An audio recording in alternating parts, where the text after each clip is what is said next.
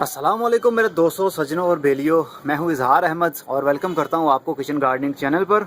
और साथ में उम्मीद भी रखता हूं कि आप सब लोग खैरियत से होंगे, फिटफाट होंगे, अच्छे से कामों में खूब अच्छी तरह से बिजी होंगे। आपकी लाइफ और आपका पूरा घराना, आपका परिवार और आपके बच्चों की स्टडी और आपकी जॉब खूब फिट चल रही होगी। और अगर आप बीमार थे तो मैं उम्मीद रखता हूँ और दुआ भी करता हूँ कि आप सेहतयाब हो गए होंगे। आपकी बीमारी सेहतयाबी में बदल गई होगी, ऐसे आप हो गए होंगे जिस तरह कभी बीमार थे ही नहीं।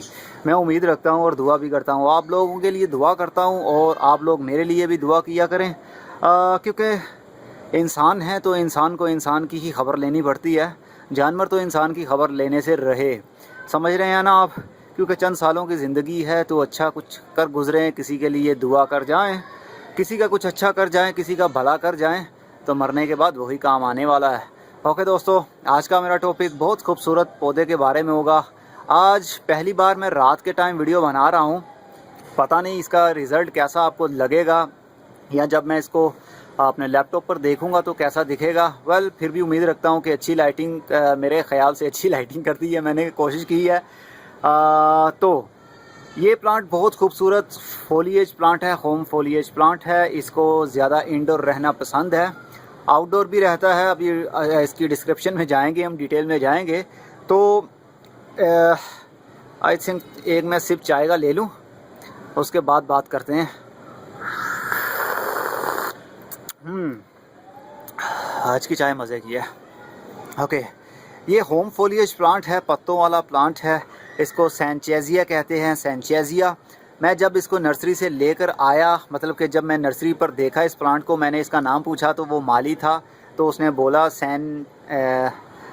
सेंचेरिया इसका नाम है। तो मैंने बहुत रिसर्च किया इसके ऊपर, सेंचेरिया कौन सा प्लांट आ गया। वेल, वो सेंचेरिया नहीं था, सैंचेजिया नाम है उसका। वो अक्सर माली लोगों को पता नहीं होता इसका इंग्लिश नेम क्या है, बस वो जो उनसा मिलता जुलता नाम होता है वही रख लेते हैं। तो इसका नाम जो है सैंचेजिया है। और इसका इसको फूल भी लगते हैं, बहुत खूबसूरत किस्म के पीले कलर के फूल लगते हैं। लेकिन फूल रेगुलर नहीं लगते, जिस तरह गुलाब के पौधों को और दूसरे प्लूमेरिया ऑप्टोजा है उसको फूल लगते हैं, जिस तरह जैस्मीन को लगते हैं, मोगरा प्लांट को लगते हैं, इस तरह नहीं लगते। इसको कुछ लेंथी से लगते हैं, लंबे लंबे से फूल लगता है। मतलब कि जिस तरह कॉर्न होता है ना,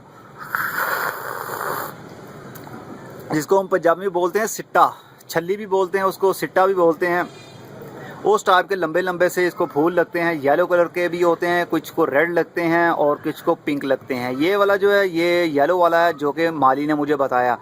वेल, अभी तक तो कोई मुझे नहीं मालूम कि इसको कौन से कलर के फूल लगेंगे। बहरहाल जो भी लगेंगे, लगें या न लगे, मुझे इससे परवाह नहीं है। मुझे इसके पत्ते बहुत खूबसूरत दिखे हैं।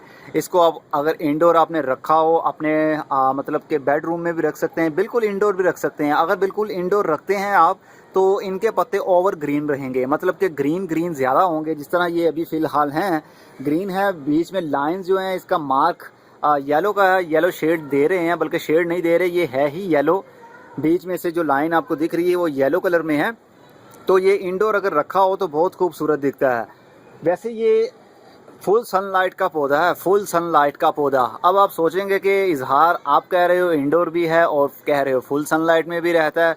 वेल, ये फुल सनलाइट इसलिए मैं कह रहा हूँ क्योंकि इसको लो टेम्परेचर की ज़रूरत होती है। जिस तरह मई और जून के महीने में बहुत गर्मी होती है, बढ़ जाती है गर्मी, तो ऐसे में ये सर्वाइव नहीं कर पाता अगर फुल सनलाइट में रखेंगे। इसको धूप पसंद है, बहुत ही अच्छी और बहुत ही खूब धूप अच्छी लगती है इसको। मान लीजिए फुल सूरज 12 बजे के करीब जो सूरज की शाइन होती है, ऐसी शाइन इसको पसंद है, लेकिन टेम्परेचर लो होना चाहिए। ये बेसिकली यहाँ पाकिस्तान का या फिर इंडिया का पौधा नहीं है, ये आई थिंक ऑस्ट्रेलिया से आया है। तो ऑस्ट्रेलिया में ज़्यादातर सर्दी रहती है तो टेम्परेचर लो रहता है, सूरज निकलता है लेकिन टेम्परेचर फिर भी लो रहता है। 20 सेंटीग्रेड इसको बहुत ही अच्छा लगता है टेम्परेचर। लेकिन हमारे यहाँ पाकिस्तान में 40 से 45 और समटाइम तो 50 से भी अबव कर जाता है सेंटीग्रेड, मतलब कि गर्मी के सीज़न में। तो इसको ऐसे में ये सर्वाइव नहीं कर पाएगा, इसके पत्ते मुरझा जाएंगे, झुक जाएंगे, बेंड होंगे पहले, उसके बाद मुरझाना शुरू हो जाएंगे और सूख जाएंगे। इसलिए इसको लो टेम्परेचर की ज़रूरत है। सनलाइट में आप रख रख सकते हैं इसको। अगर आपके पास आपके घर में सनी विंडो है, सनी विंडो मैं क्लियर कर दूं, बहुत से मेरे ऐसे व्यूअर्स भी हैं जो कहते हैं कि सनी विंडो क्या होती है। सनी विंडो बहुत सिंपल है। जिस तरह बाहर आपकी खिड़की लगी हुई है, घर में खिड़की लगी हुई है और घर की खिड़की के अंदर जो सूरज की रोशनी आती है उस रोशनी को हम बोलते हैं सनी विंडो। मतलब कि सन की जो रेज़ है वो फिल्टर होके शीशे के अंदर आ रही हैं तो उसको बोलेंगे सनी विंडो।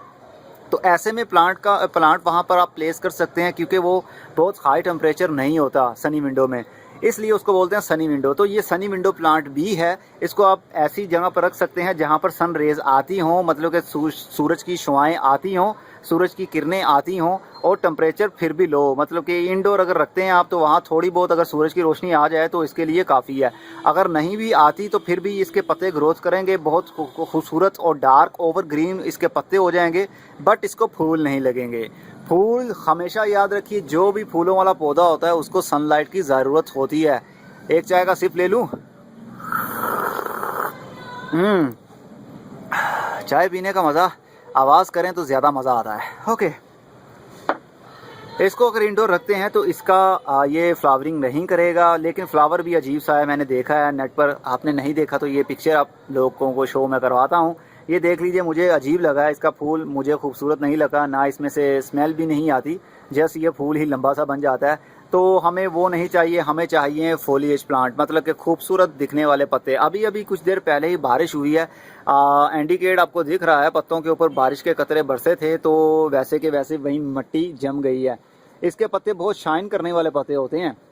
ओके, इसको 20 सेंटीग्रेड से लेकर 30 सेंटीग्रेड तक नॉर्मल टेम्परेचर अच्छा लगता है। अगर इससे ऊपर होना शुरू होता है, जिस तरह हाई टेम्परेचर होना शुरू होगा तो इसके पत्ते झुलसना शुरू हो जाएंगे, मुड़ना शुरू हो जाएंगे, इसलिए इसको इंडोर रख दीजिएगा।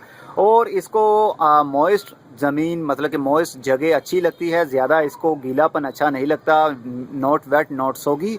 इसको ज़्यादा पानी मत दीजिएगा, नहीं तो ये सर्वाइव नहीं कर पाएगा, ये मुरझा जाएगा।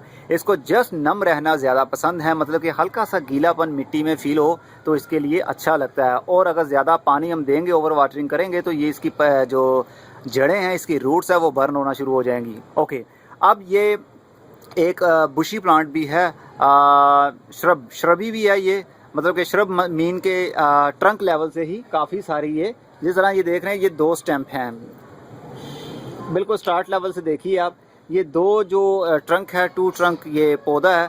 तो श्रबी प्लांट भी है ये, मतलब कि ट्रंक लेवल से ही पत्ते श्रबी मतलब कि झाड़ीदार पौधा, जो झाड़ी होती है ना, जिस तरह मोतिये का पौधा है और बहुत से ऐसे पौधे होते हैं जो श्रबी होते हैं, मतलब झाड़ीदार होते हैं, कुछ इस तरह से बढ़ते हैं, अपने हिसाब से झाड़ीदार निकलती रहती है ब्रांचेस। तो श्रबी प्लांट ज़्यादा सूटेबल भी रहता है घर में, अपने पोटेड प्लांट जो जिसको बोलते हैं, मतलब कि पोट के अंदर प्लांट लगा हुआ हो तो भी बहुत खूबसूरत दिखता है। इसको इंडोर आप प्लेस कर सकते हैं और इसको ज़्यादा फर्टिलाइज़र की भी ज़रूरत नहीं है, ना ही किसी किस्म के जो पेस्टिसाइड इसके ऊपर अटैक नहीं करता जल्दी। पेस्ट भी इसके ऊपर बहुत कम आते हैं। समटाइम ऐसा होता है कि एफर्ट्स और स्पाइडर माइट इसके ऊपर हमला कर देते हैं, लेकिन उनकी ज़्यादा टेंशन लेने की ज़रूरत नहीं है। मेरा होममेड पेस्टिसाइड बनाने की वीडियो मौजूद है, आप उसको देखिएगा, आपका कॉन्सेप्ट क्लियर हो जाएगा। वो मिक्सचर हमेशा याद रखिए और बना के रखिए अपने पास, और हर महीने या 15 दिन के बाद आप स्प्रे हर पौधे के ऊपर स्प्रे कर दिया करें। इससे आपके जितने भी पेस्ट होंगे वो किल हो जाया करेंगे, मर जाया करेंगे। इसको गुड़ाई करना ज़्यादा अच्छा भी लगता है। इस पौधे को गुड़ाई मीन के जिस तरह ये मिट्टी को सॉफ्ट करना, इजी लैंग्वेज में बताऊं तो मिट्टी को सॉफ्ट करना, मतलब गुड़ाई करना, मिट्टी सॉफ्ट करना, समझ रहे हैं आप। तो सरफेस एरिया आप इसका गमले का हल्का हल्का सा गुड़ाई कर दीजिएगा, ताकि इसकी मिट्टी जो नम हो जाए, मतलब कि नरम हो जाए।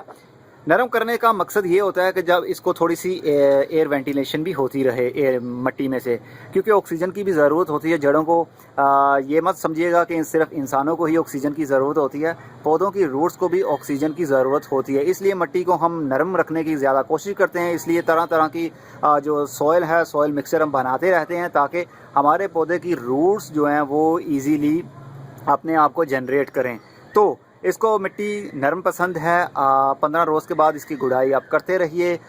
इसकी कोई प्रॉब्लम नहीं है, ये जड़ों से नहीं फैलता, ये ऊपर से ही फैलेगा। श्रबी है ये, तो झाड़ीदार पौधा बढ़ता रहेगा। आप गुड़ाई करते रहिए और हल्का हल्का सा पानी देते रहिए। इसको पोट में भी आप शिफ्ट कर सकते हैं, मतलब कि जिस तरह अभी आपके सामने ये पोट है, ये पोट के अंदर लगा हुआ है, तो आप इससे लार्ज पोट में भी लगा सकते हैं। लेकिन फ़िलहाल के लिए ये जगह इसके लिए बहुत सूटेबल है, बहुत इंजॉय कर रहा होगा ये पौधा। इसके लिए बहुत बड़ा गमला है ये। अब आपको थोड़ा सा मैं करीब से दिखा देता हूँ, उसके बाद मैं वीडियो को बस करता हूँ। ओके, ये देखिए कितना खूबसूरत है ये। इसके पत्ते देखिए किस तरह शाइन कर रहे हैं। इसको हल्का सा मैं साफ़ कर लूँ, क्योंकि बारिश हुई है तो उसकी मिट्टी जो है ना जम गई है इसके ऊपर। ये देखिए कितना ही, ये जैसे ही सर्दी आएगी तो सर्दी के सीज़न में ये और ग्रोथ करेगा। मतलब कि एक पत्ता करीब करीब 1 महीने तक स्टेबल रह सकता है, मतलब स्टैंड रह सकता है, खड़ा रह सकता है, मुरझाएगा नहीं।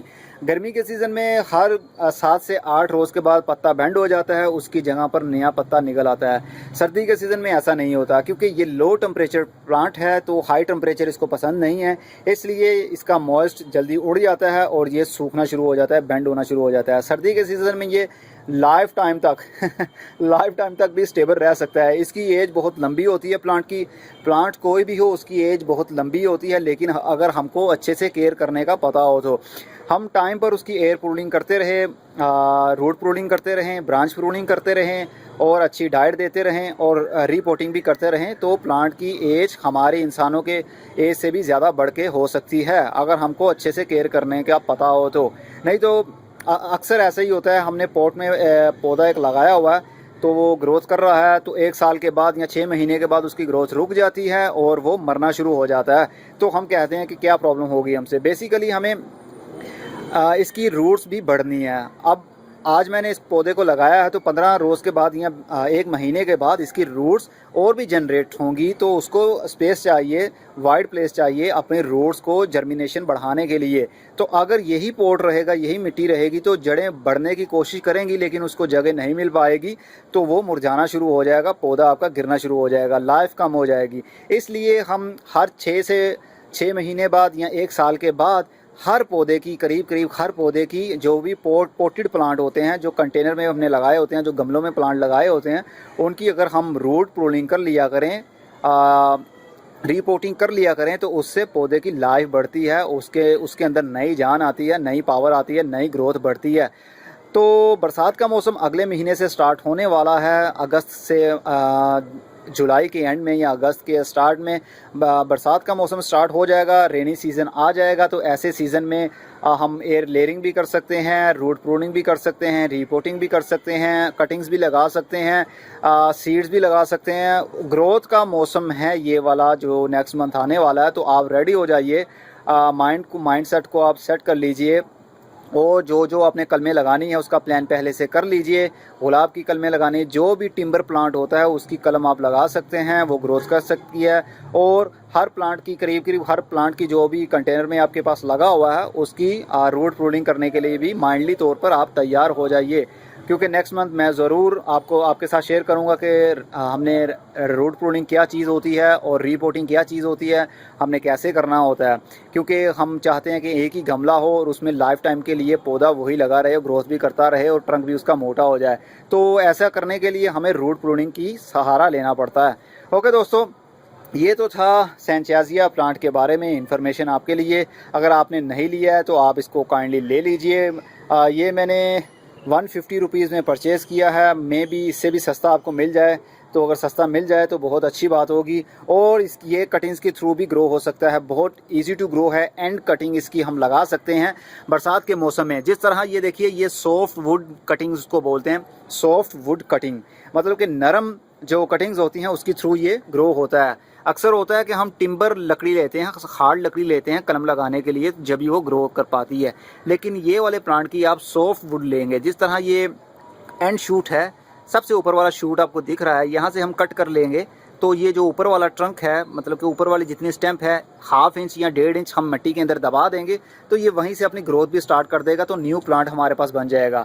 तो हमारे पास एक प्लांट से कितने ही प्लांट होते हैं। मैं ज़्यादातर ऐसा ही करता हूँ, एक प्लांट लाता हूँ और एक प्लांट से फर्दर मैं कितने ही प्लांट घर में बना लेता हूँ कटिंग्स की थ्रू ही, तो या सीड्स की थ्रू।